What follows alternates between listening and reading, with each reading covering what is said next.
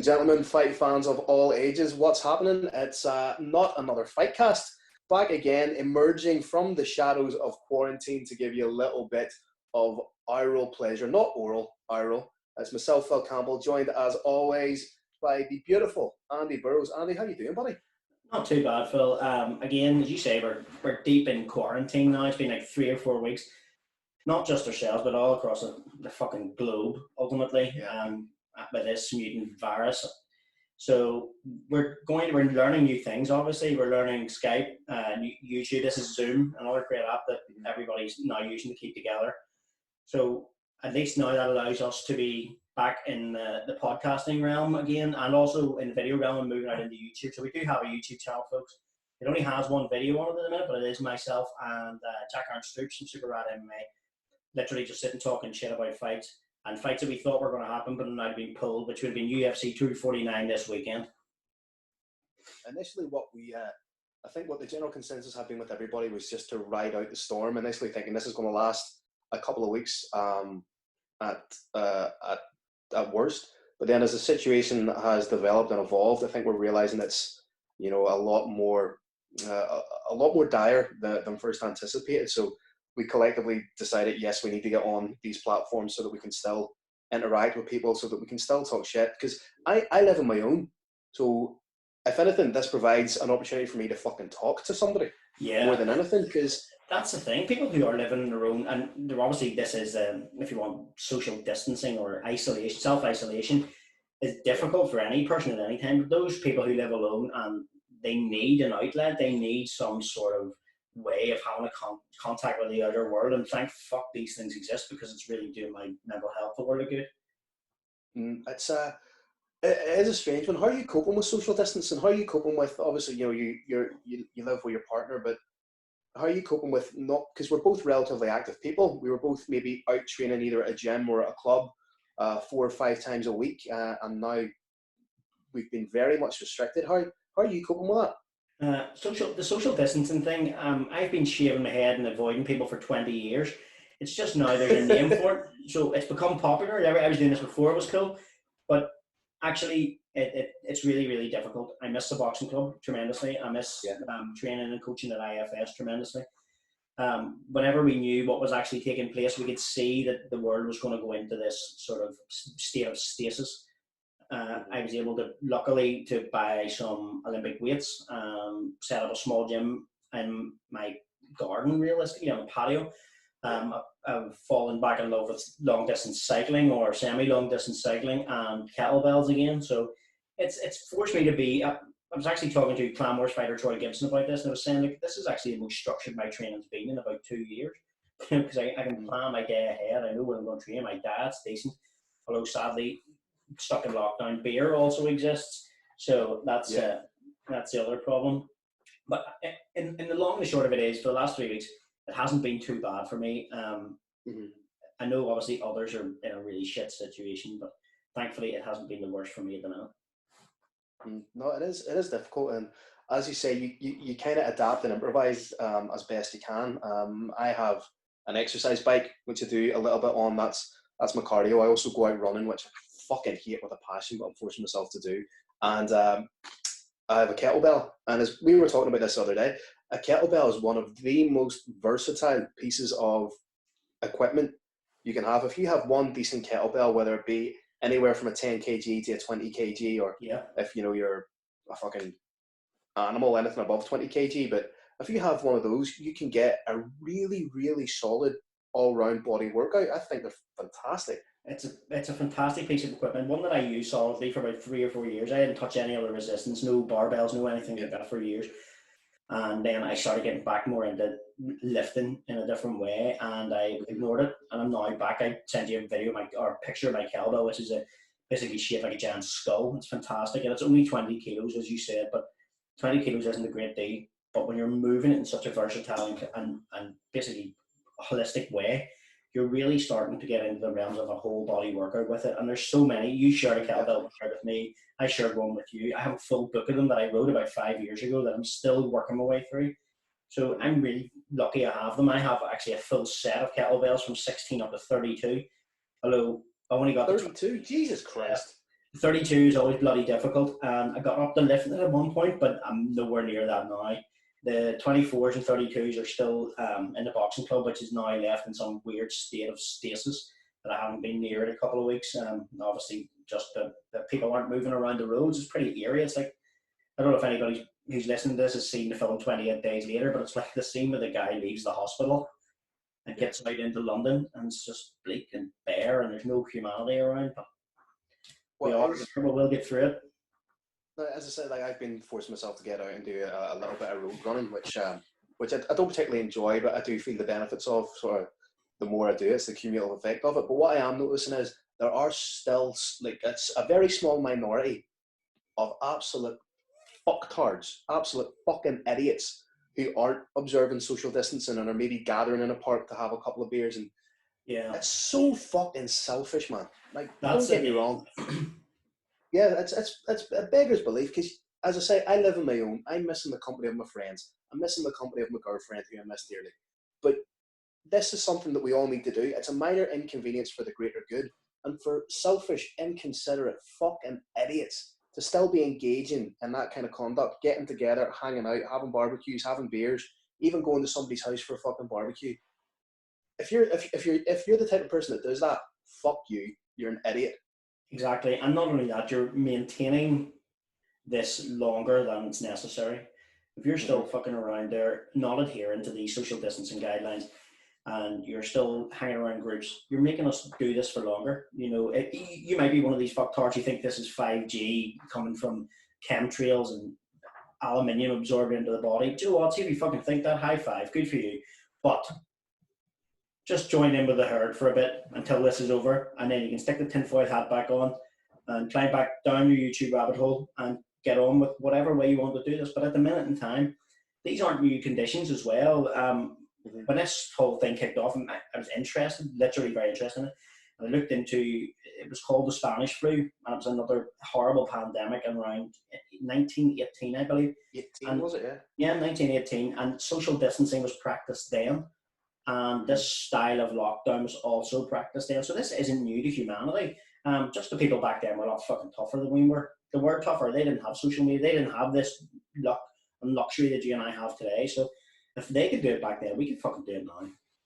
Yeah, at the end of the day, if you think about it, you're in your house, you have Netflix, you have Amazon Prime, you still have TV, you have UFC Fight Pass. There are ways of getting your time in. Speaking of the likes of YouTube or Netflix or anything, what have you been watching? What have you been getting your time in once you've done your exercise? What are you?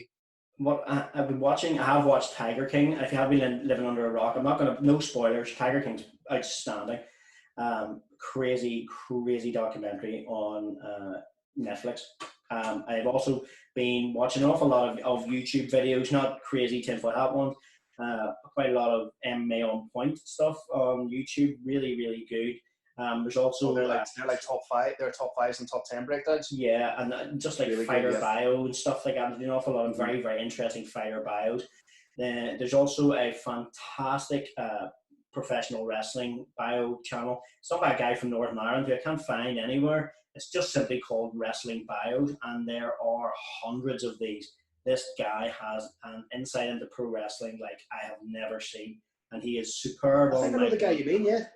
Really, he'd be a good guy to chat to as a guest, perhaps. In fairness, I have actually messaged him, but he hasn't got back to me. So he lives out there in YouTube ether somewhere. He's fucking ghosted you. You wee bastard, yeah. But he could be a gigantic guy and kick my ass. But those have really been sort of keeping me occupied. And obviously, there's a lot of YouTube podcasts that I watch as well. Michael Bisping, Luis J. Gomez, Believe You Me is excellent. Joe Rogan, I haven't really dipped too much into any of Joe Rogan because it was Brendan Schaub, and to be frankly honest with you, I'm not really a massive Brendan Schaub fan. You're not a fan at all, are you? It's not that I'm not a fan. I just know what it, and the podcast with Brendan Schaub always follow the same format. Talk a little bit about fights, delve into comedy for an hour and a half, and then finish with where Schaub's going to play next, or if he can. In this case, he can't. But I would always. I don't mind him. I think he can be funny when he has a comedic foil with him. When he has the likes of Brian Callen, who I think is hilarious. When he has the likes of Joe Rogan. When he has the likes of Theo Vaughn, who's hilarious. But if you listen to just think it's the Big Brown. Was the Big Brown Breakdown? It's now Below the Belt. If you Mm-hmm. listen to that, where it's just him, it's not that entertaining. So it No, tells me that he needs a comedic foil to bounce off. But but then again, I agree. he's getting the views and he's getting the follows. So fair play to him. He's getting a lot of traction. And good for him as well. Coming out of actually a really tough UFC career. He didn't get an easy ride in the UFC. So he's coming off that to go and move on into something else and be a bigger and better success. So you can't say anything bad about him in that way. So that's what I've been doing. Lots and lots of YouTube podcasts, lots and lots of YouTube videos, lots and lots of Netflix. Also a lot of exercise, and that's pretty much about it. Eating as well, unfortunately, a lot of eating. For me, it's boredom equals beer. Yeah. And the worst thing is, I've discovered, and because I'm a beer hipster, and I make no apologies about it, but I've discovered a new IPA from Lidl. They do these little cans, Right. and Lidl's has their own sort of bespoke brewery now, their own bespoke beer brewery. Oh. They do a plunged orange IPA. Plunged orange. It's outstanding. The only thing is, it's deceptive because it's a little 330ml can, but it's 6%. That's dangerous. And it goes down way too easy. It's far too drinkable, man. So you have maybe 4 or 5 of these, and you start just feeling a wee bit fizzy. Yeah. We spoke about Troy Gibson. I was chatting with Troy on Saturday when he was on the Bucky. I was He sent me the video. Aye, he's cabin fevers. That's what I'd said. Cabin fever set in. You're losing your marbles, and he went, "Oh fuck! I didn't mean to send that to you." Oh, bless you, Troy Gibson. That's 2 mentions he's had. We should probably tag him in this video, tag him in this wee podcast. But yes, what is the plan moving forward then? Whilst we're still in this situation, Andy. For the podcast, we've been very lucky as well. I had Chris Stringer on last week. The video failed simply because my internet connection is somewhere close between dial-up and like 2 yogurt pots with a piece of string between them. I think everybody's internet connection is taking a wee bit of a hit though because we're all at home, so all speeds are a wee bit slower. Mine's dipping in and out, so they are. Mine is dipping in, and it is just due to the traffic. Which is, I'm glad the internet exists. So can't really complain too much. We had Chris Stringer on, excellent podcast. A few people lined up as well. Very famous Belfast personal trainer. She's going to come on. Also, she trained to compete in a professional wrestling match. So we've got a lot of perspective with her about staying at home and what home workouts people can do to keep their strength, maintain their cardiovascular, maintain their mental health as well.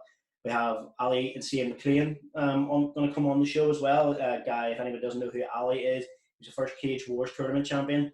Ali has gone on to be a coaching cab on alongside luminaries such as Mike Grundy, Darren Till, Chris Stringer, all the guys over there, Terry Adams, Scanlon, all those guys. He's out there now, a part of the Big Irish Connection. And recently, Ali has taken on board training a gentleman who is a lead singer of a group, I'm told, called The Script. I don't know anything about music, so I think he's famous. Genuinely, this not me being facetious. I just don't know anything about music.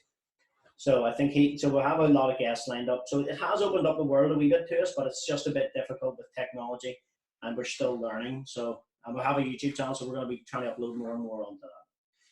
And we'd also thought about doing maybe top 5s or top 10s, maybe our top 5 UFC fights, our top 5 fighters, our top 5 fighters outside of the UFC, top 5 fighters, top 10 fighters never to win a championship. Yeah. Just in top 5 strange fight finishes, just something to keep us entertained and something to be as interactive as possible, because then it means that people that listen to the podcast, that follow us on the socials, can also have their say. Yes. Also have their say. Perfect. There's nothing. I love things like that, the top 5s, because it gives an insight into the guy or girl who's talking about this, into their mindset, what they like watching, what they like doing, what they like seeing, and that, as you said, it's interactive. It provokes thought. Just when you mentioned the socials there, I'm going to give a shout out to Black Swan, Michael Swan, who has just creative beyond belief. He has been able to start to make like mugs and stuff like that, and he's branded a couple of them for Not Another Fightcast. So shout out to Michael Swan. They are excellent. We will be making these available at some stage, so they're going to be competition prizes, and hopefully you'll be able to buy as well when we get our online site set up, which has been set up, but it's just very difficult at the minute to go and meet people to try and tie up loose ends, because we're stuck in the house. And who wouldn't want to start their day off by having their morning coffee out of a mug with our faces on it? I don't know. Why would you not do that? What I also have been doing, sorry, I meant to say to you there, just when you said, like, what have you been doing during lockdown and quarantine? I've been sending a tremendous amount of WhatsApp messages to people, but mostly creative ones Dick with this pics. giant dick pics, this giant black dude with just an enormous dick. Not even your own dick. You've been sending dick pics of other No, people's of dicks. course, I'm not going to put mine out there. It's already there for people to see. These have been some of the most creative things that I have ever seen. Just this black guy just appearing in everything. There was a Ghostbusters one that just ruined me. It was so funny. That's another thing that I've been doing. I've been making use of social media to brighten others' days. That's when you mentioned sort of social media there. But myself and Noel Keith have been keeping ourselves busy with commentating on street fights and just silly little videos, more so to entertain ourselves more than anything, and also just to remind ourselves that we're commentators as well, because I really miss calling fights. I never realised how, obviously I absolutely love it, but I never realised just sort of how much, without getting too grandiose, like how much of a part of my identity that is as well. Yeah, and So how much you really not miss something like that. How much, yeah, you don't know you really miss. There's obviously is that old saying is you don't know what you've got until it's taken away or until it's gone. And that is yeah. something that, you realise how, first of all, how really, really good you and Noel are at what you do. And second of all, how much you fucking miss it when it's not there to do. Yeah, without a shadow of a doubt. And again, it's not even just obviously I travel quite a bit, so it's not even the travel aspect. It's actually sitting down cage side and watching a great fight. It doesn't matter where it is. It doesn't matter if it's an international show, if it's a local show, if it's just up the road. It's just sitting down, watching fights, enjoying them, and calling them with one of my best mates. I really, really miss it. No, that as well as the interactive side of that too, social interaction with, as you said, one of your best mates. But just on what you touched on too, some of the videos that you and Noel have shared on social media have really, really made my day. Absolutely made my day. Some of them, the last round of Rocky and Apollo was pure unadulterated genius. Absolute genius. And I don't know how you are actually doing it, but it is seamless and it's fantastic. The two old guys fighting outside the retirement home. Oh my God, unbelievable. Well, that's good. It's good fun, and I think it also gives a wee bit of an insight into that. Yes, myself and Noel can be fairly serious, and when we're actually calling fights, but we can also be a bit silly with it. And I think in times like these, it's okay to let yourself go and be a little bit silly and let the cabin fever kick in a wee bit. I'm actually really, I'm glad in a way what some of the good things have come out of what's actually taking place. People are being a bit kinder to one another. There's people out there who, as I pointed out, the memes of that I think that black guy sadly is dead now, but the memes that have been created regarding just comedy things, like what you know do is wonderful. Some of the other stuff that people are using, creating, and just being, because they have more time in their hands, but showing that people are incredibly creative and just find new ways to engage with people and new ways to brighten other days in what is just a bloody odd weird time to be alive. Apparently, TikTok is something that's blowing up now. Yes. Now, I'm 31 and I think I'm a bit too old for TikTok. Are you? So I think I'm a wee bit. I would almost look borderline predatorial if I was on TikTok. But apparently, it's a medium through which a lot of people are getting their time by. A good friend of both of ours, Jeff Hall, and friend of the podcast, has an incredibly big TikTok following. Well, then that reinforces everything I've just said about being predatorial. Yes, and he got us. We have one for Not Another Fightcast. I have never used it. Okay. But simply because when I look at TikTok, I'm like, holy shit, what actually even is this? I genuinely don't really know how to use it. It's very strange. And it does seem to be very short, weird comedy videos. Jeff is hilarious on it, by the way, but Jeff is very, very funny. I think it's, do you remember Vine? That's all. Vine? It was a video, a short video sort of sharing up. It used to be absolutely huge, and then I think then came Snapchat, but Vine, you were able to upload funny videos and create a little bit of a following. So I think it's the next sort of progression of Vine as an app. So yeah, as long as people aren't doing any harm and they're making one another laugh, it's not a bad thing given the situation we're in. No, 100%. And I think it's been going to be, you and I will come out of this much happier, better people with a much greater understanding of technology. It'll open up doors for us too, regarding podcast guests. Because I mean, there's people, I'm sure, on the other side of the planet who wouldn't mind being on the show, but now we can connect with them via Skype or via this app that we're using, which is Zoom, or other apps that you can record on. And this will be much, much easier for us in the long run too. So it won't all be doom and gloom and the horrible league table of death every day that the BBC and other mainstream news sites post. I'm not saying I'm not one of those lunatics who's on with the mainstream media, but I'm just saying it's fucking dreadful. I try not to watch it. Well, as you say, there are positives to come out of this. One being that Liverpool haven't won the fucking league. Hey, Which, listen, I heard this morning, allegedly. What do you hear? Go ahead, drop some knowledge. This is not some insider Premier League knowledge. This is from Talk Sport that there is talk that Premier League football could return at the beginning of June, initially behind closed doors to finish the league. The Premier League will be finished this year, so that is what they're saying. I'd be happy with that. I say that sort of firmly tongue-in-cheek. You know, I'm a Man United fan, but I'm by no means a militant Man United fan. I just want to watch live sport at the minute, man. Yeah. Do you know what? I have been dipping my toe into a bit of the WWE. You'd be happy to hear, because it's the only sport on it. It's the only form of sports entertainment on at the minute. Yeah, I was finishing off watching WrestleMania there. I've only watched part of WrestleMania Saturday. It's creepy because there's no fans. Very creepy because there's no fans. It is strange, but like you say, if it's the only form of sporting entertainment we have at the minute, we may as well jump on board. And we've said it ad nauseum, you have to, if you're not a wrestling fan, if you're not a pro wrestling fan and you're saying it's fake, it's this and that, at the very least, you have to appreciate the athleticism and what they do. It's truly unbelievable, but I go with what Diamond Dallas Page said. It's not fake, it's predetermined. That's a fucking cop-out. Yeah, anyway, we'll wrap it up there, mate. We'll keep it short and sweet. This is really just to let people know that we haven't gone away, you know. So beautiful quote. The quote from our very recent and terrifying history. Where can people find us on social media? I'm not saying the socials because that's why. Just did. You've said the socials now. So where can people find us on social media, mate? On the socials, where people can find us is at Not Another Fightcast on Instagram, and also at Not Another Fightcast on Facebook. We do have a TikTok. I haven't uploaded anything to it. Plus, search for Not Another Fightcast on YouTube. And if you're on the Facebook, if you scroll down the feed, you will see a link to YouTube, which has just one video of myself, as I said, Jack Aaron Stoops from Super Rad MMA. Before we wrap this up, I want to give a shout out to Amy Kelly from AK MMA Media, who, without her, our last podcast wouldn't have worked, the Chris Stringer one. She is, what can I say, a sound engineer par excellence, a complete genius.